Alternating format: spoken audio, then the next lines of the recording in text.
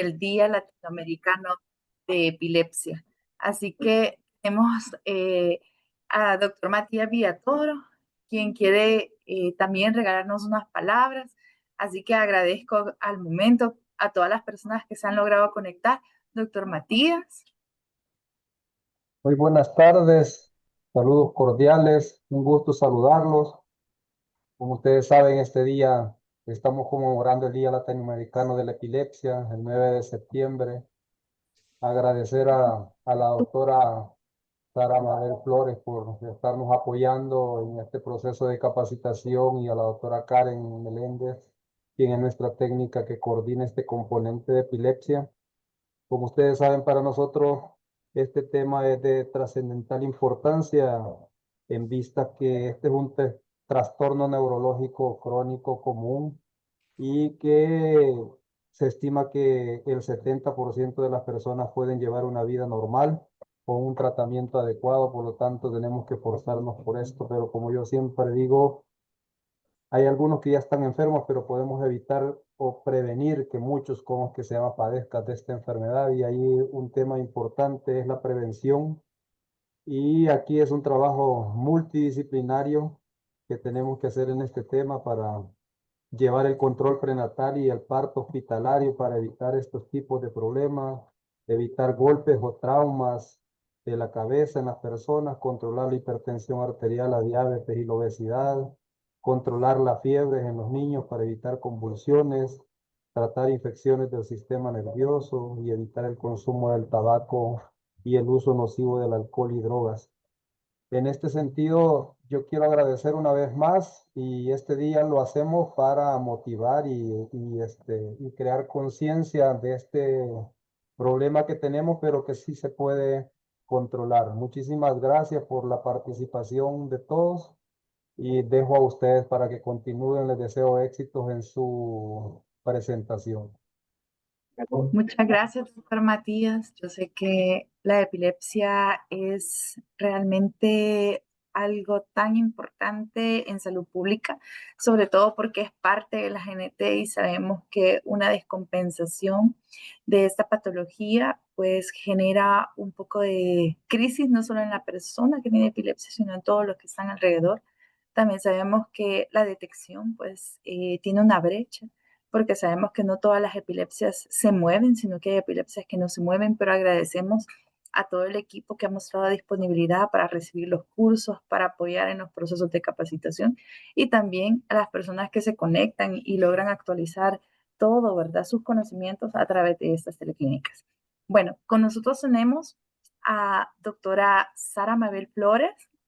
Ella pues es una colaboradora muy activa de la oficina, pero también quiero presentarles su currícula. Es egresada de la Universidad Nacional de El Salvador con especialización en medicina interna en Hospital Nacional Rosales, con un posgrado de neurología en el Instituto Salvadoreño del Seguro Social, con una subespecialización en neurofisiología clínica en American Beaches Cochrane Medical Center, con título honorífico, con especialización en medicina del sueño y polisomnografía, con especialización en dispositivos de presión positiva para ventilación mecánica no invasiva y certificación en neuromodulación cerebral. Actualmente, pues, sus funciones son de coordinación en la unidad de neurofisiología clínica especializada del Instituto Salvadoreño del Seguro Social. Así que bienvenida, doctora Mabel. Gracias, Karencita. Buenas tardes a todos. Gracias al que les digo ahí al Departamento de Enfermedades No Transmisibles que me brindan este enorme privilegio. Créanme que la privilegiada soy yo en poder hacerles llegar parte de esta información, ya que epilepsia pues es de interés de todos, absolutamente de todos, porque es una enfermedad que nos puede alcanzar a todos, que nos puede tocar a todos. Todo ser vivo que tiene cerebro puede llegar en alguna etapa de su vida a padecer epilepsia, o podemos tener un miembro de nuestra familia si lo queremos ver de manera más cercana, pero también como miembros de esta gran familia que es lo que somos, por así decirlo, todos los prestadores de servicios en salud. independientemente en la escala que nos encontremos de los organigramas de nuestras instituciones. Todos estamos llamados a solidarizarnos con los pacientes con epilepsia.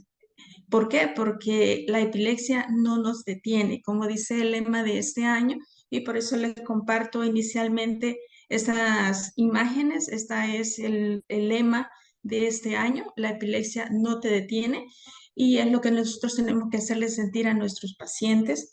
Acá les he dejado también lo que es el mensaje de nuestro presidente regional de lo que es la Liga Internacional contra la Epilepsia, una institución que lleva años trabajando para sacar la epilepsia de las sombras, y a la cual existe un capítulo en este país, que es el capítulo salvadoreño de la Liga Internacional contra la Epilepsia, de la cual pues también formamos parte los miembros que estamos acá con ustedes, y en representación pues mi persona.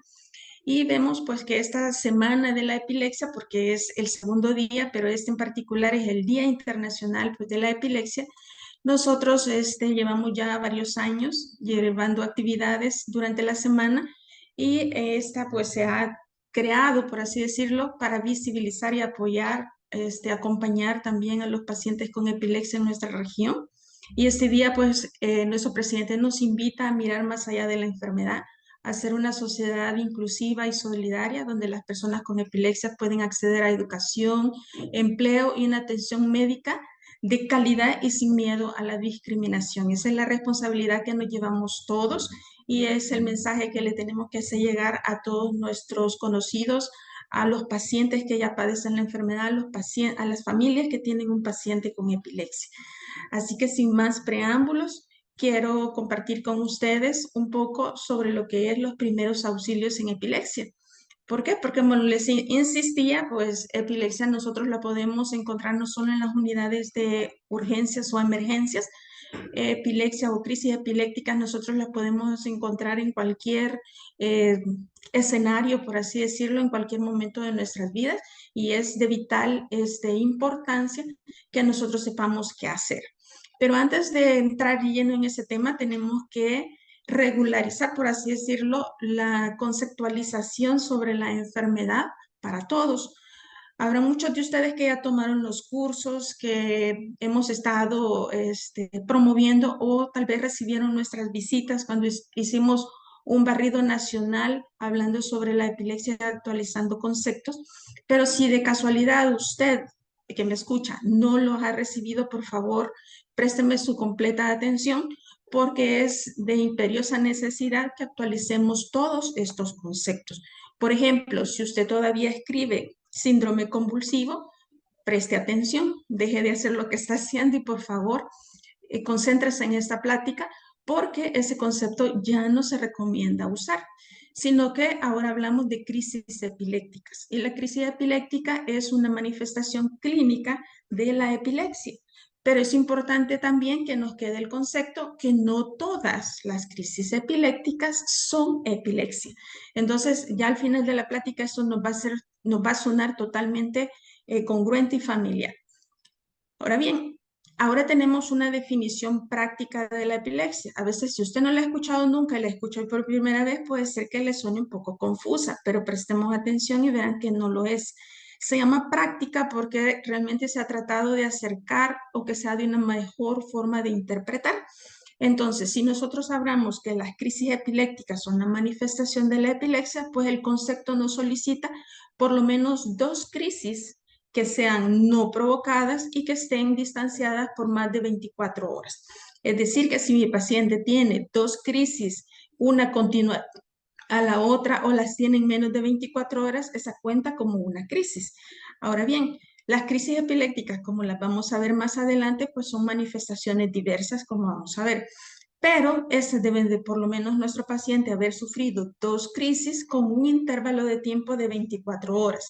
Es decir, que si tuvo una hoy, pero anteriormente en la historia clínica me reporta que ha tenido una crisis hace 5 años, hace 2 años, esa crisis también cuenta y tiene más de 24 horas. O tuvo una la semana pasada y hoy tiene su segunda crisis. Entonces, con eso, si las características de los eventos que estamos nosotros observando son congruentes con epilepsia, entonces el paciente tiene un diagnóstico clínico de epilepsia. Entonces, si se dan cuenta, El diagnóstico no es privativo del neurólogo ni del superespecialista. No, no, no. El diagnóstico es responsabilidad de todos, porque si yo como educador en salud, como psicólogo, como enfermera, como terapeuta, detecto eventos como los que van a observar ahora y le pregunta al paciente, ¿esta es la primera vez? No, esto le da cada vez que le viene la regla. No, esto le da cada vez que se desvela. Ese paciente tiene probablemente un diagnóstico de epilepsia y hay que acercarlo a los colegas para que se le establezca diagnóstico y de esa manera nosotros estrechar el tiempo, la brecha entre el inicio de los síntomas y el diagnóstico. Ahora bien, las crisis también dice crisis no provocada, que tenga una alta probabilidad de recurrencia. Es decir, que si mi paciente tiene una sola crisis, pero tiene una historia de trauma cráneoencefálico severo y no le vemos el hundimiento, o tiene una cirugía de cráneo y ustedes le ven ahí la gran cicatriz, ese paciente tiene un gran riesgo de recurrencia. O tuvo sufrimiento fetal agudo, tuvo ictericia al nacer, tuvo epilepsia en la infancia y luego lo dieron curado y le dieron de alta, etcétera. Entonces, todos esos son un riesgo de recurrencia. O tiene un electroencefalograma normal consistente con epilepsia. Entonces, tiene un alto riesgo de recurrencia porque eso le da el 60% de riesgo. Entonces, con una sola crisis más las características que les acabo de mencionar, se puede establecer el diagnóstico. O síndromes epilépticos. Algunos síndromes epilépticos ya están bien definidos en una lista. Entonces, cuando hablamos de crisis provocadas, vamos a nosotros a buscar una estrecha relación entre el evento clínico que yo estoy observando y un desencadenante. Este puede ser estructural por un trauma, este puede ser metabólico por una baja de azúcar, por una baja de sodio, por una baja de potasio, etcétera. Puede ser tóxico o puede ser infeccioso, una meningitis, una encefalitis, etcétera. Entonces, esas crisis han sido provocadas. Entonces, si las crisis son provocadas, entonces tenemos que corregir la causa y esas no se considerarían exactamente de origen epiléptico. Ahora, las que no son provocadas son aquellas en las cuales nosotros no logramos establecer una relación entre los eventos y una causa como las que les acabo de mencionar. Si en algún momento les queda alguna duda, por pequeña que sea, me pueden interrumpir, no hay ningún problema. De ahí nuevamente retomamos la línea de la conferencia y continuamos, ¿ok? Bien, las etiologías o las causas, estas pueden ser genéticas. Las vamos a sospechar más que todo en aquellos pacientes que nos debuten en las edades pediátricas, ya que estas se expresan más que todo en esas edades. O pueden ser estructurales o metabólicas, ahí donde nosotros podemos encontrar los tumores, los eventos cerebrovasculares, las hemorragias, la esclerosis de esa región del lóbulo temporal que se llama hipocampo, o los cambios en la corteza como son las displasias, que son una causa bastante frecuente. O encontramos o nos retamos con las desconocidas. Cada cierto tiempo estas desconocidas pueden pasar a las etiologías anteriores. ¿Por qué? Porque tal vez se suman otras características o la ciencia va avanzando y nos brinda herramientas a través de las cuales nosotros sí podemos establecer la causa. Pero cuando no logramos establecer con lo que ya tenemos, entonces la dejamos en desconocidos. Aquí les presento la nueva clasificación de la epilepsia. Y esta clasificación también se han esforzado para tratar de expresarla de la forma más sencilla.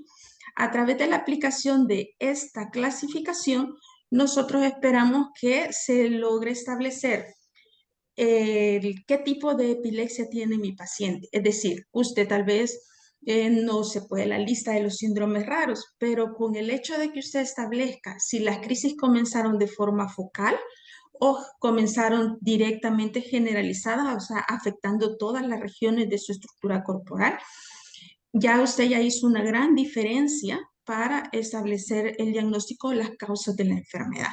Ahora, si son de inicio focal, nosotros tenemos que esforzarnos en buscar si estos síntomas se acompañaron de una alteración de la conciencia o no se acompañaron de alteración de la conciencia. Y así también si los síntomas fueron motores o no motores. Ya vamos a ver unos videos más prácticos para que podamos fijar esta información en nuestra memoria. Pero sí, tenemos que establecer de inicio en la historia de nuestro paciente ¿Cómo comenzó? O sea, siempre debe existir, si el paciente no es consciente de las crisis, debe de consultar con un testigo confiable, alguien que haya visualizado la crisis o alguien que la grabó, por ejemplo, para que nosotros podamos establecer esta división. Fue focal, que son casi el 85% de las epilepsias se van a clasificar en esta área, o fue de inicio generalizado, que también ahora se recomienda la palabra bilateralizada. Ahora bien, para establecer o entender esto, yo lo considero que siempre es mejor a través de videos, porque de esa manera fijamos esa información. Por ejemplo, si las crisis son tónicas, puede ser que nuestro paciente lo que nos describa sean situaciones como esa, en las cuales hay contracciones sostenidas de las extremidades que duran generalmente segundos y pasan, y puede ser que el bebé o el niño o el adulto se quede luego confuso. Entonces, si el paciente atiende indicaciones, sigue instrucciones mientras dura el evento, entonces la crisis fue, en este caso, podríamos decir que inició generalizado porque le compromete las 4 extremidades.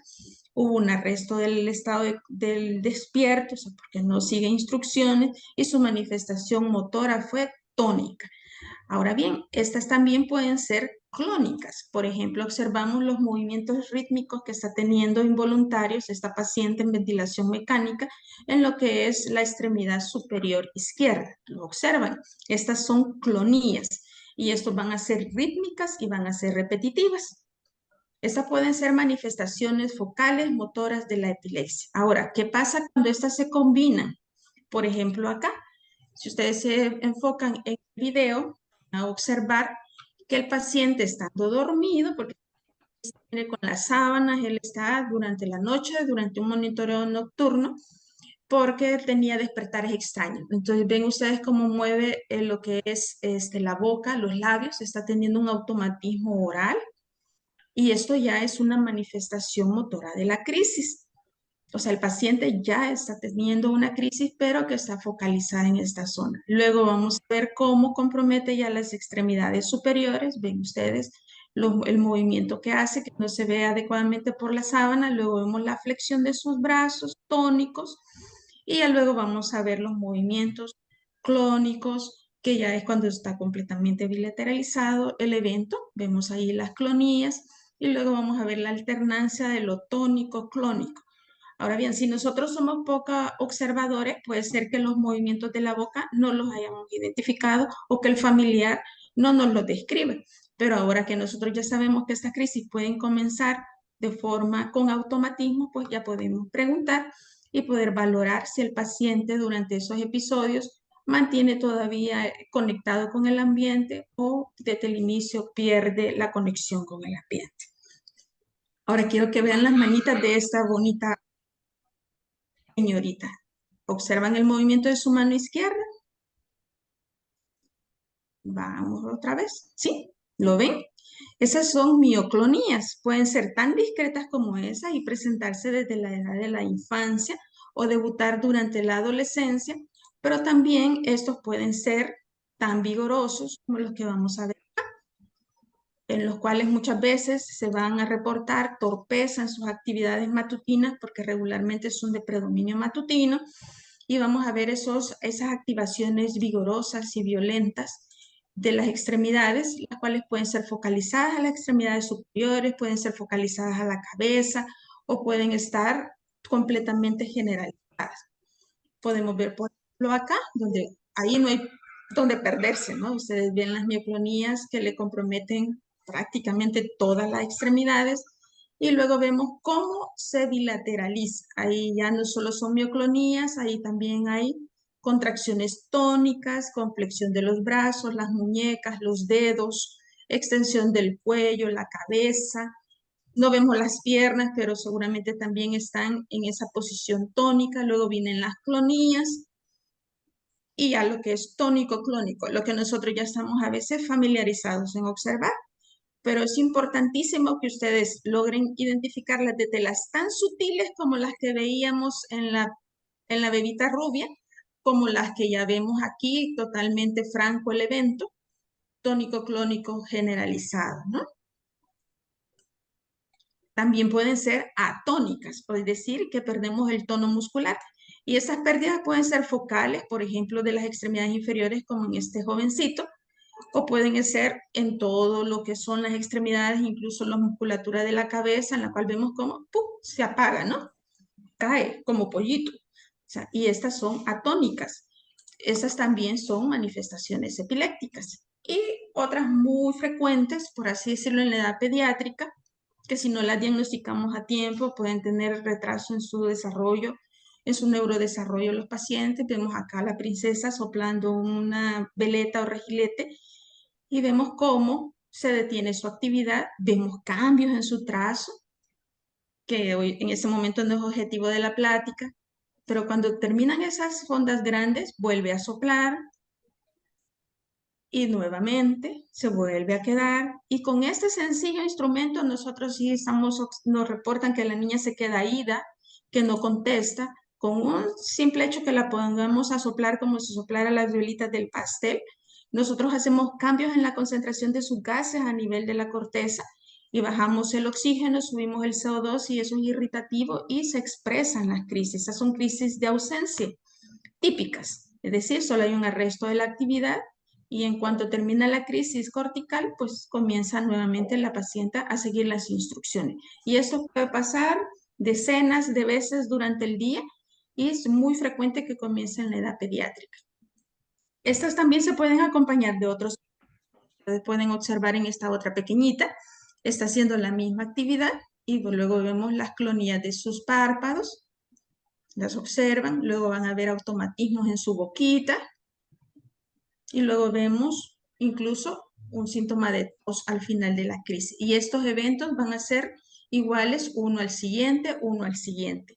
Estos eventos generalmente el paciente nos va a decir que se aumentan cuando está estresado, cuando se depriva de sueño, cuando le viene el periodo, cuando tiene fiebre, cuando se le baja el azúcar o cuando se depriva de sueño, cuando lo ponemos a respirar más rápido o hace alguna actividad de deporte, o cuando se exponen a sustancias como son las drogas, o cuando dejan de tomarse los medicamentos o nosotros le realizamos estimulación fótica o se exponen a estimulación fótica con ciertos patrones de frecuencia como son los videojuegos, conciertos, ciertos estímulos específicos.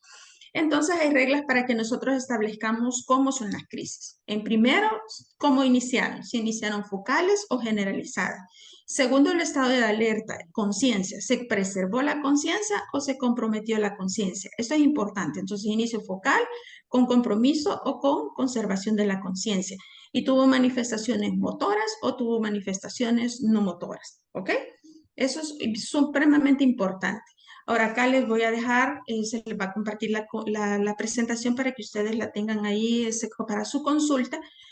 Cómo se recomienda la clasificación de los eventos según la ILAE y cómo los podemos nosotros hacer a través del sistema CIE-10, que es el que nos norma pues, las instituciones para el registro de los censos de nuestros pacientes. Esto lo pueden revisar más despacito. Ahora quiero que hagamos un ejercicio, quiero que vean este video, que ustedes me colaboren a decirme qué tipo de crisis, si fue focal, con arresto o no de la conciencia. Veamos la carita. Vean, le observan su carita, su mandíbula, ven. Espero que observen los movimientos. Observamos que sigue ciertas instrucciones. ¿Habrá alguien por ahí que me podría decir qué tipo de crisis fue, si consideran que fue una crisis para comenzar? Hay 119 personas del otro lado, así que no me hagan sentir sola. ¿Qué opinan? ¿Fue una crisis? Solo digan sí o no. De ausencia, doctora. Digamos, pero si usted ve, sigue conectado con el ambiente y vemos que hay una actividad motora en su carita. Logra ver que la comisura de su boca se desvía y hay una carita en la mandíbula, pero él sigue las instrucciones de la enfermera, le da la mano. Entonces no fue tanto como las otras niñas que se quedaron detenidas totalmente, ¿verdad? Y no seguían instrucciones. Este sigue instrucciones. Entonces, ¿a usted le parece que sí fue una crisis? En el chat me indican que Sí fue una crisis focal. Bien, Fue una ok, crisis focal. muy bien, ok. Una crisis focal, excelente, muy bien. ¿Y con conservación o con alteración del estado de despierto? La conciencia. Con estado de conciencia, doctora. Conectado de conciencia, se dan cuenta que no es tan difícil. Entonces, fue una crisis epiléptica de inicio focal con conservación del estado de despierto. O sea, ya ustedes con eso ya establecieron, o sea, ya estrecharon, ¿qué les digo? El chance de equivocarse, pero muchísimo. No se imaginan el gran paso de gigantes que acaban de dar. Entonces, en el abordaje, porque yo sé que acá tenemos bastantes colegas médicos, por eso les menciono esto, el abordaje de la primera crisis es importante y nos tenemos que hacer estas preguntas. ¿El episodio es congruente con una crisis epiléptica?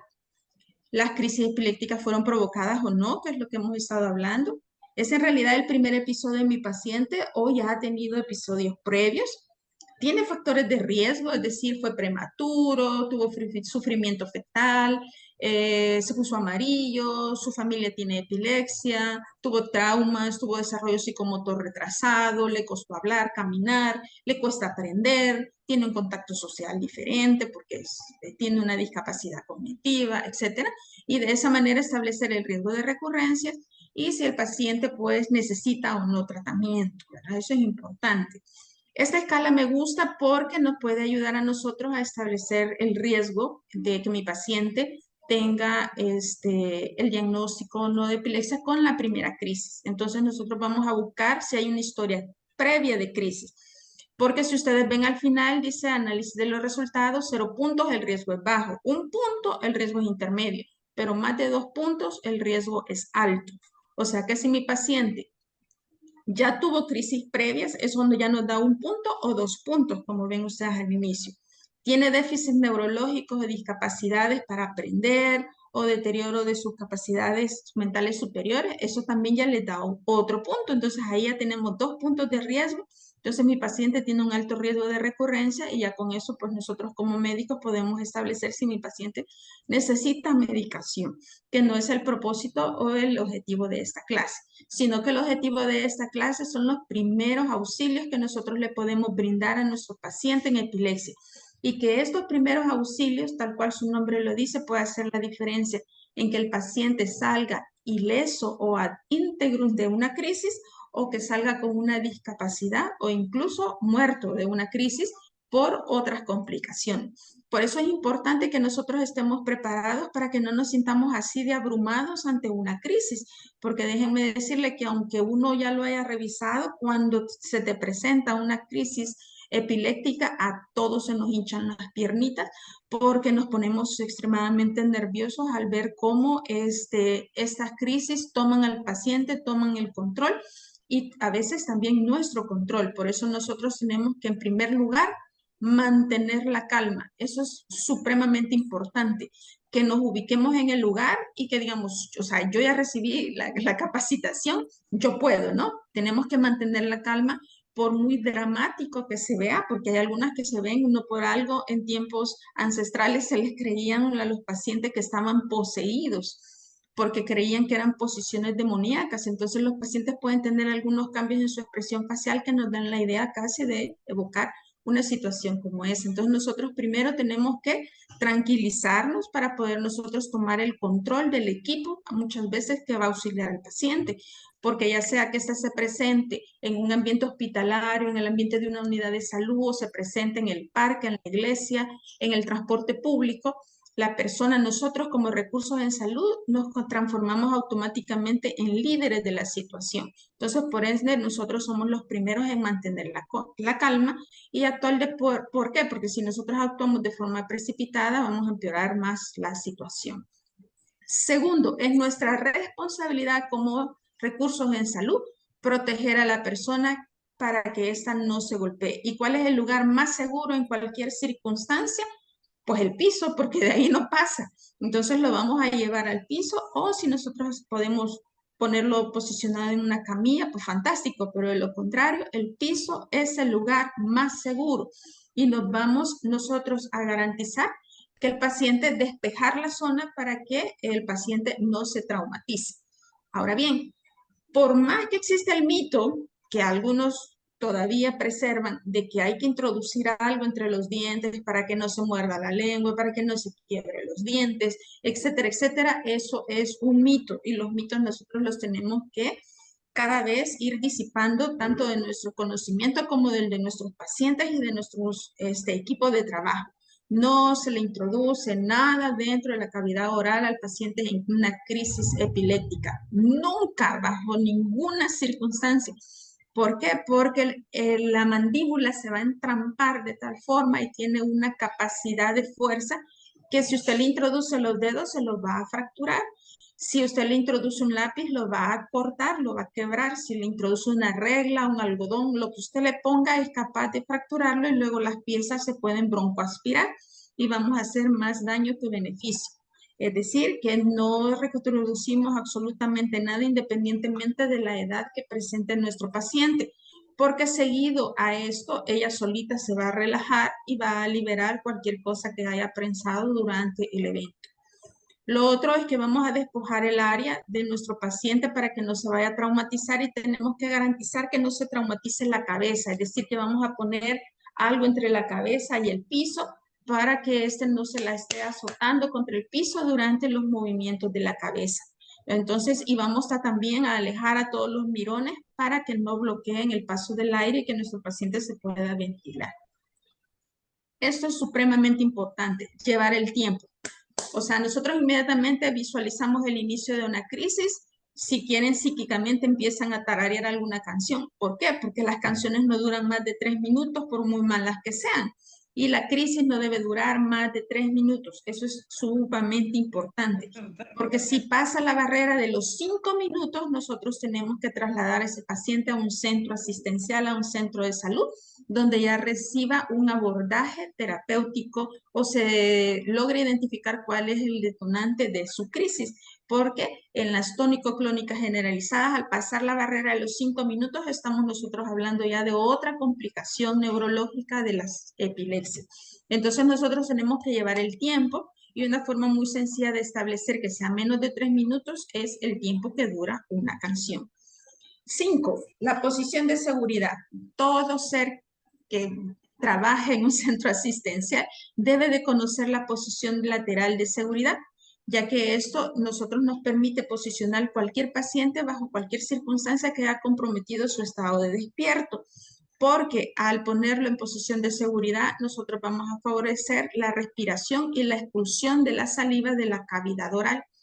Nuestros pacientes durante la crisis hay una contracción sostenida tanto de la mandíbula, pero también un cierre tónico de la glotis. Eso es lo que hace que no entre aire a lo que es la tráquea y a todo lo que es el árbol bronquial. Y por ende el paciente se va a poner cianótico y etcétera, ¿no? Pero en cuanto se relaja la musculatura de todas las extremidades y vemos que el paciente se relaja, en ese mismo momento también se relaja la glotis, se relaja la mandíbula, se activa el diafragma y el paciente va a hacer una aspiración profunda. En ese momento el paciente tiene que estar ya posicionado en decúbito lateral para que la saliva drene fuera de la cavidad oral y no hacia su árbol bronquial, porque si no él hace una broncoaspiración y eso traería fatales complicaciones porque el paciente no se va a agravar por la crisis, sino por la broncoaspiración que la puede llevar a una neumonía aspirativa. ¿Y cuál es la posición lateral de seguridad? Es muy sencillo. Nosotros nos posicionamos laterales al paciente, identificamos si está respirando o no, si el paciente, pues, si está completamente inconsciente, pero si en el contexto del paciente con epilepsia, en cuanto el paciente relaja la musculatura al finalizar los movimientos agitados tónico-clónicos, entonces nosotros el brazo que está más próximo a nosotros lo ponemos en lateral, en flexión del codo, es decir, como si fuera un policía que nos está diciendo alto. Ese es el brazo más cercano a nosotros. El brazo más alejado de nosotros lo vamos a girar sobre su cuello como si fuera una bufanda. La pierna más alejada de nosotros la vamos a flexionar por la rodilla, dejando el pie en contacto con el piso y en esta posición lo vamos a jalar hacia nosotros, ya sea de los hombros y la cadera o del codo y la rodilla. Y en esa posición pues no hay ya riesgo de que el bronco aspire. Vamos a hacer una leve extensión del cuello para que mi paciente abra la vía aérea y eso facilite la ventilación espontánea del paciente, y con ello van a ver ustedes que la coloración violácea que tenía antes pues va completamente a desaparecer.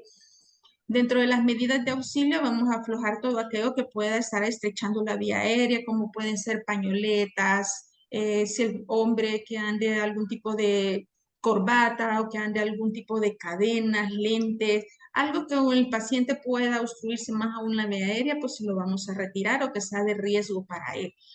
Y vamos a buscar distintivos que nos indiquen si el paciente ya es conocido con el diagnóstico de epilepsia o no. Por ejemplo, raras veces en nuestro ambiente que anden un brazalete de alerta médica o que anden dentro de su bolso, anden medicamentos. Sabemos que el Tegretol, carbamazepina, Epamin o Dilantin, que es difenilidantoína, el fenobarbital, por ejemplo, que también es parte el valpaquene o valpaquine o ácido valproico, todos esos son medicamentos anticrisis y que el paciente puede andar portándolos en sus pertenencias, y eso nos pueda llevar a identificar que el paciente ya es conocido con el diagnóstico de epilepsia. Y otra cosa supremamente importante es permanecer, o sea, el paciente ya está despertando, hacerle saber que ha tenido una crisis, que ya pasó, que está bien, que está seguro, que no corre riesgos, que usted se puede identificar si él no lo conoce o que si ya está en un centro de salud, que están trabajando para él, que están resguardándolo, que si necesita que se le avise a algún familiar, etcétera. Entonces, en ese momento nosotros ya podemos establecer si el paciente ha recuperado su estado de conciencia, si el paciente ya atiende órdenes, etcétera. Pero no le vamos a dar absolutamente nada a beber, ni le vamos a rociar nada encima, ni alcohol, ni agua florida, nada de eso, porque corremos riesgo de hacer una quemadura química en sus ojos, o una aspiración de alcohol por su vía aérea, etcétera, sino que simplemente vamos a estar evaluando constantemente el estado de despierto del paciente, cómo te llamas, dónde estamos,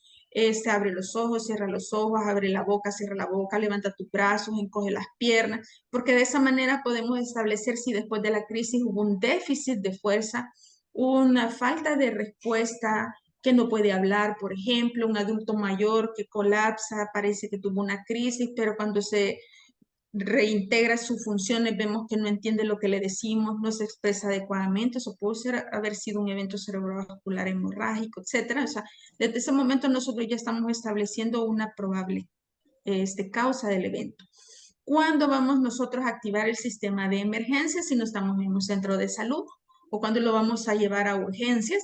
Dijimos el tiempo, ¿no? Si el evento dura más de 5 minutos, automáticamente nosotros tenemos que activar emergencias para llevarlo a un centro asistencial, o si estamos en un centro de salud, pues establecer el código crisis, en el cual pues eso no es más que brindarle ya una atención más esmerada al paciente para establecer cuál es la causa que está precipitando los eventos. Así como también si seguido a un evento todavía no ha despertado completamente y se presenta un segundo evento, eso ya es de riesgo porque el paciente puede estar entrando en un estatus epiléptico. O si durante la crisis, por ejemplo, el paciente se desplomó y se traumatizó la cabeza, el rostro o cualquier parte del cuerpo, o sea, hubieron lesiones secundarias a la crisis, entonces nosotros tenemos que activarlo. O si el evento se dio dentro del agua, eso definitivamente, aunque haya durado segundos, debe de consultar urgencias. Pacientes que tengan otras enfermedades cardíacas, metabólicas, ya conocidas, etcétera. Si fue la primera crisis y no sabemos cuál es su riesgo de recurrencias, o que no recupere el estado de conciencia, o sea, el estado de despierto. Vemos que ya no se mueve, ya no presenta crisis, pero continúa en un estado de confusión, de sopor, etcétera. Tiene que ser activarse el sistema de emergencia. El código crisis idealmente, pues aquí nosotros le vamos a garantizar procedimientos específicos que guíen al equipo médico en la respuesta a emergencias neurológicas, asegurando una atención adecuada y eficiente. Y la atención rápida, pues aquí es crucial para que el pronóstico del paciente sea mejor, para minimizar el riesgo neurológico. Recordemos que en estos problemas, tanto con un evento vascular, tiempo es cerebro, o sea que mientras menos duren las crisis, menos se presenten menos recurrencia tengan, tenemos menos chance que se complique nuestro paciente. Y dependiendo de que nosotros apliquemos estas medidas de auxilio que acabamos de revisar, los resultados van a ser mejores en la recuperación ad integrum de nuestro paciente. Y acá que pues quiero que quede para todos muy clarito lo que es la posición de seguridad. Vemos cómo posiciona el brazo más cerca de él, cómo rota sobre el cuello el brazo más lejano, cómo flexiona la rodilla de la pierna más lejana y automáticamente deja a la paciente en posición de seguridad. Entonces vemos cómo se flexiona el más cercano, cómo se rota la extremidad superior más lejana, cómo se flexiona la pierna más alejada y cómo se rota. Entonces eso es supremamente importante que lo dejemos tatuado en nuestra memoria. Esto es un recordatorio más que todo para mis colegas, en los cuales sabemos que estos son los diferentes estadios del estatus epiléptico, seguido a una crisis que no resuelve en 5 minutos. Prácticamente entramos a un estadio 1 de estatus epiléptico y que el tiempo aquí es valioso, es oro, porque a los 10 minutos nuestro paciente ya debería de estar resuelto, porque si no, lo permitimos pasar a un segundo estadio, pues el cual es un mayor riesgo de complicaciones. Esta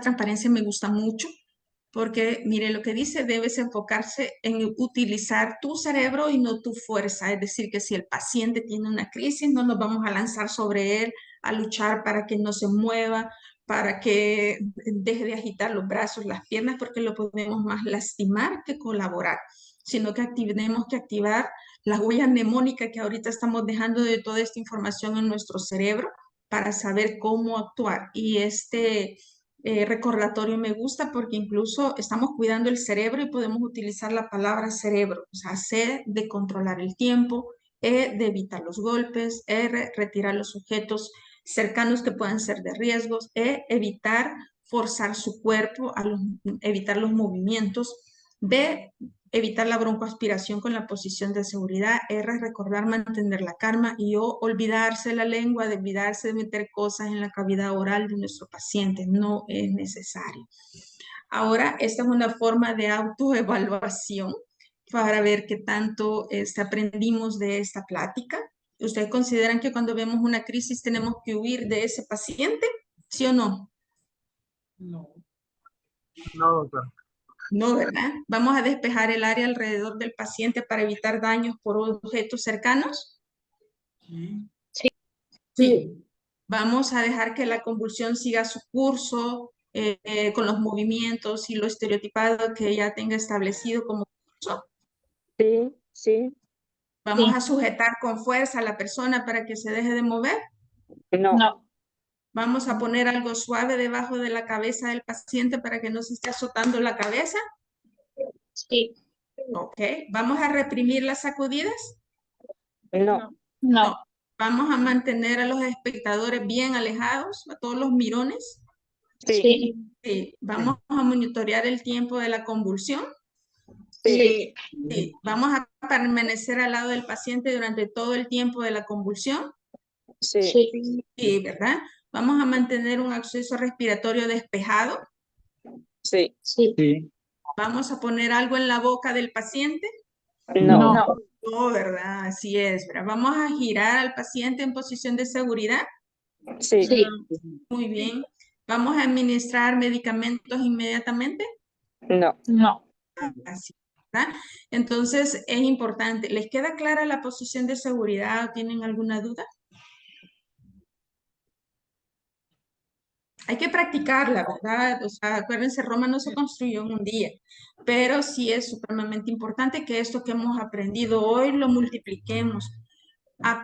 Enseñando se aprende más, se los aseguro. Yo realmente desde que llevo ya un par de años acá en Casalice y con Karencita, con la doctora Meléndez, que ella siempre es sumamente entusiasta en activarnos a todos para ponernos a hacer lo que sabemos al servicio de los demás. Créanme que he crecido exponencialmente en lo que se refiere a epilepsia, que es una de mis áreas de interés. Y se lo agradezco muchísimo, les agradezco a todos ustedes pues el tiempo y me encantaría que si tienen dudas, pues las pregunten.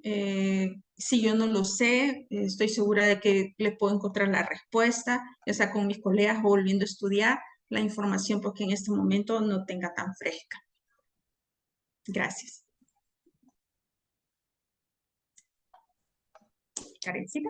Gracias, doctora Mabelita. Pues no sé si alguien tiene alguna pregunta, yo realmente agradezco porque yo sé que es sumamente difícil conectarse, sobre todo porque está lloviendo y por la cantidad de consultas que llegan a la tarde, pero tenemos conexiones de primer nivel, de hospitales, de colegas de acá del nivel central, de MINED, sí, tenemos también de Salud, tenemos de varias instituciones. Entonces agradecemos infinitamente el esfuerzo.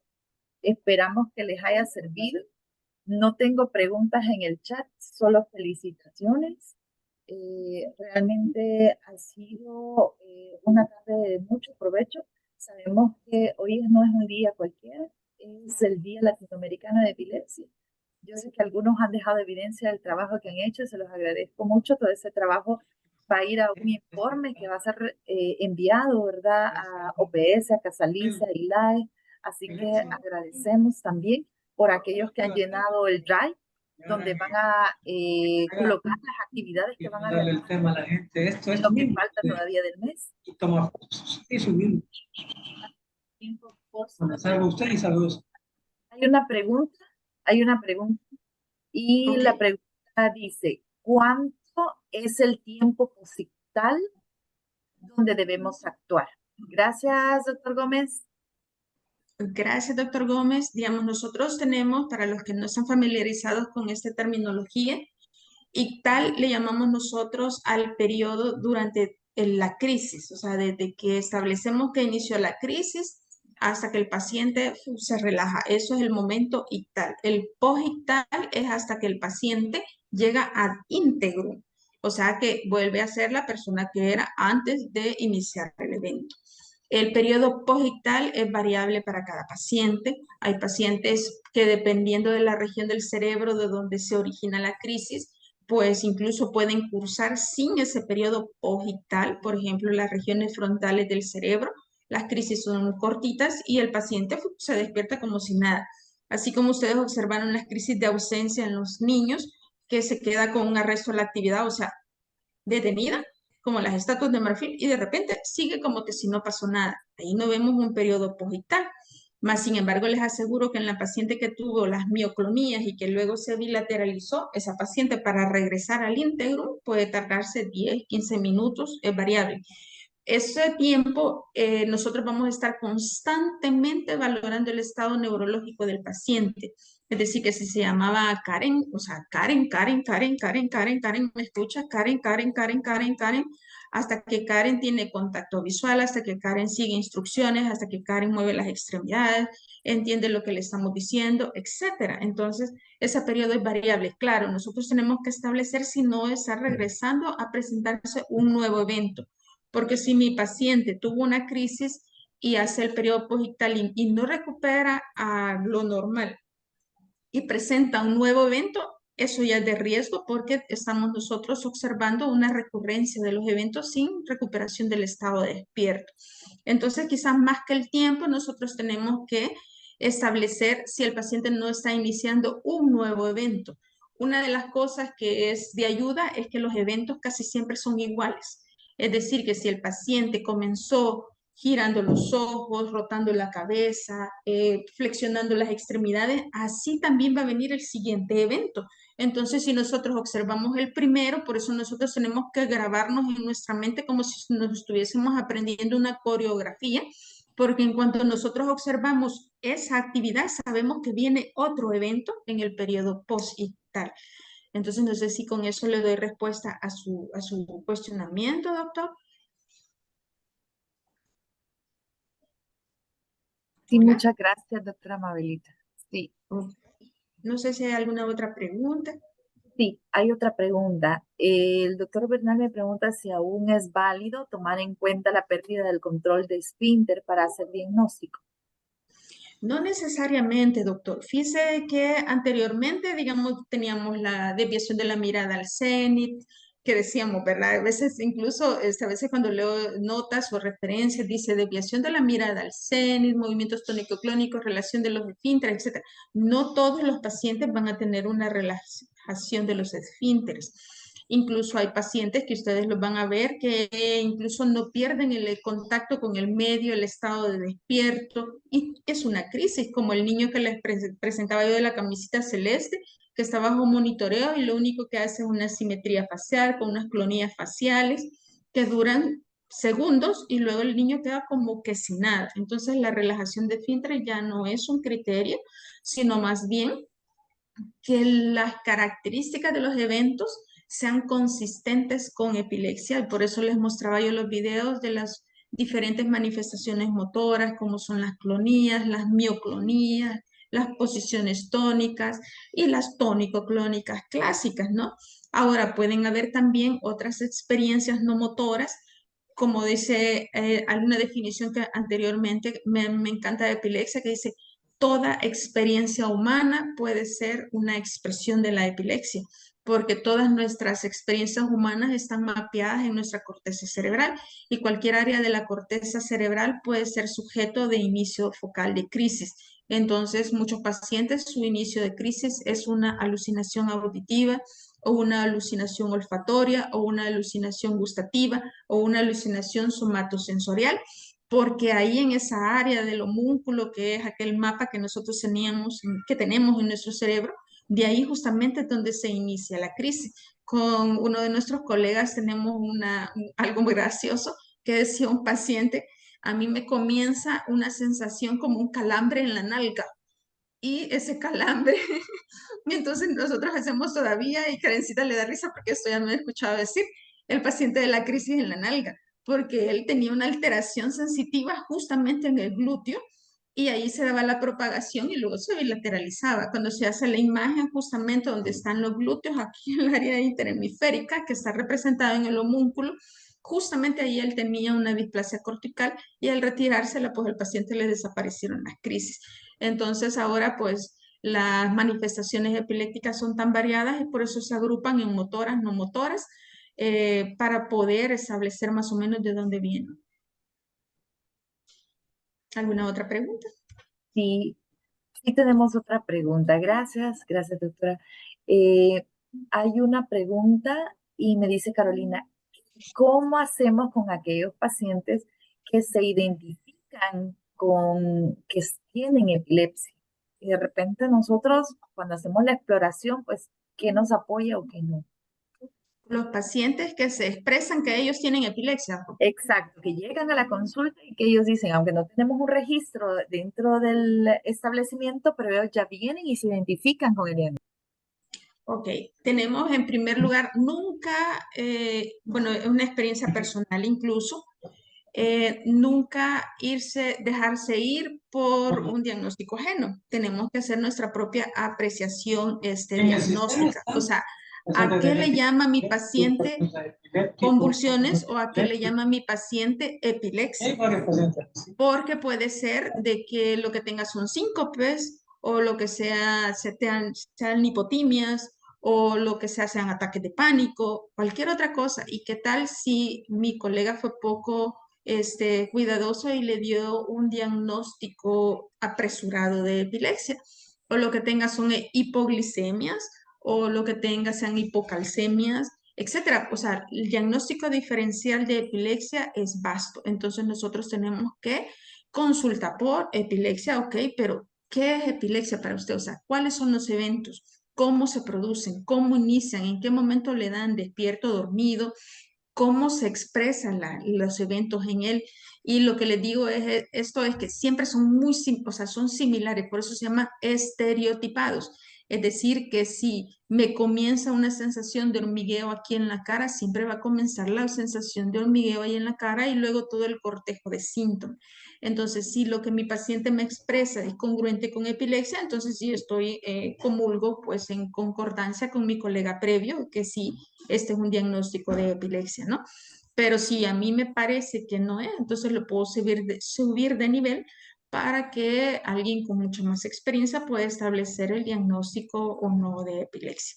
Pero como dice la definición, el diagnóstico es eminentemente clínico, o sea, todos estamos con las herramientas necesarias para hacer un diagnóstico clínico. Gracias, doctora. Gracias. Ujú. La última pregunta es si tenemos, las auras siguen teniendo un valor en cuanto al potencial de crisis. Excelente pregunta y no saben cuánto se lo agradezco porque si no se los menciono después tendría pesadillas. Aura ya no existe, o sea, yo sé que anteriormente usábamos esa aura, o sea, la sensación de que me va a dar. No, ahora ya solo queda limitado para las crisis migrañosas, ahí sí lo utilizamos. Ahora las auras son crisis epilépticas, no motoras, es decir, de que si el paciente siente un olor, una cuestión de audición, una alteración visual, etcétera, eso es una crisis y se cuenta como crisis. Entonces, y tenemos que tratarla como crisis y tenemos que abordarla como crisis epiléptica. Así que muchísimas gracias por esa pregunta tan asertiva, porque es importante para todos que aprendamos y desvirtuemos ya ese concepto. No está prohibido decir paciente epiléptico, es paciente que vive con epilepsia, por favor. Ya no vamos a escribir síndrome convulsivo, ahora vamos a hablar de crisis epilépticas provocadas o no provocadas y poder nombrar las epilepsias por su nombre, focales, con compromiso de conciencia o sin compromiso de conciencia, etcétera. Y en este caso, pues las auras se transforman en crisis. Ya no es permitido utilizar eso como, ¿qué le digo? Una sinónimo de inicio de o anuncio, pero que no es crisis. No, eso es una crisis. Gracias. ¿Alguna otra pregunta? No, ahí terminamos las preguntas. Gracias, doctora. Me gustaría que para poder despedirnos podamos abrir las camaritas y tomarnos una fotito. Nos va a ayudar ingeniera Trujillo para que podamos dejar esto inmortalizado, ¿sí? En lo que están abriendo sus camaritas, comentarles que mañana, o recordarles más bien a los compañeros que mañana tenemos la jornada académica de epilepsia para personal que está cursando el curso de epilepsia no médico, sí, en el Sherpas. Yo les voy a mandar la ubicación en el chat. Y el viernes tenemos a través de CEMEA la promoción de la jornada de epilepsia con los estudiantes de medicina de la Universidad de El Salvador. Y el que quiera sumarse de todas las disciplinas también es abierto para estudiantes de psicología, de fisioterapia, de enfermería, ¿sí? Para los que quieran acompañarnos. Ahora, muy bien, se me indica. Son Sí. varias páginas. Sí, sí, así que, Ahorita voy con la primera página. exacto. Muchas gracias. Gracias por las fotos que me han compartido. Por ahí veo las caritas de la gente que me ha compartido las evidencias del trabajo que han hecho este día. Ahora veo dónde está. No sé Ah, qué bien. para que se vea ese cosito rojo. Ahí está. Sí, pues sí, muy bien. Muchas gracias a todos. Gracias, doctora Mabel. Gracias Gracias a ustedes, gracias a por haberse todos. sumado. Sí, seguimos en comunicación, sí, porque la epilepsia no termina hoy, sí, es todos los días. Así que cuídense y bendecida tarde. Gracias, igual que